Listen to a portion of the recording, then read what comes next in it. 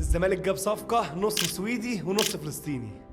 الزمالك اعلن عن ضم ادم كايد اللاعب الفلسطيني، خلينا نسميه فلسطيني وننسى حوار السويد ده عشان ليه معزه خاصه في قلبنا. ادم كايد بيلعب هاف رايت او جناح يمين. اللاعب مواليد 2002، عنده 23 سنه، لاعب لسه صغير وعنده قابليه للتطور بشكل كبير جدا جدا. زي ما قلت لك في اول فيديو انه بيلعب في الهاف رايت او الناحيه اليمين، لا هو بيقدر يلعب كمان كجناح شمال، وبيقدر يلعب كصانع لعب، وبيلعب في مركز 8 في نص الملعب. لاعب محوري تقدر تستخدمه على حسب الماتش. ادم كان بيلعب في فريق اسمه ناك بريدا، وبعد كده بقى فري، وحاليا انضم للزمالك. لعيب حريف مان تو مان يكلفت اي حد، سريع جدا جدا. ده نوعيه اللعيب الحريف اللي لما بيجي الزمالك الجمهور بيحبه. يا رب الكيمياء بس تمشي معاه وهنشوف نسخه جديده من لاعب حاوي في الحته دي. تعال اقول لك ارقام ادم كايد. في مسيرته كلها شارك في 86 ماتش، اذا كان جناح يمين او جناح شمال او صانع العاب او في نص الملعب كمركز 6. جاب فيهم 16 جول وعمل 5 اسيست.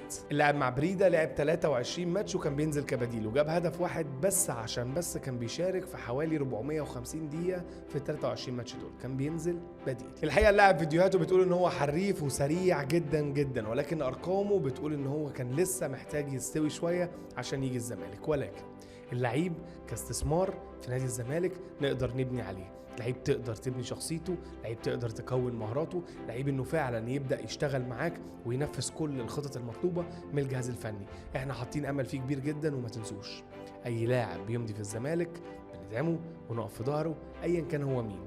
في لعيبه كتير كانت مغموره وجات الزمالك بقت نجم الشباك الاول، بعد كده رميناها. ادم كايد باذن الله يكسر الدنيا في نادي الزمالك.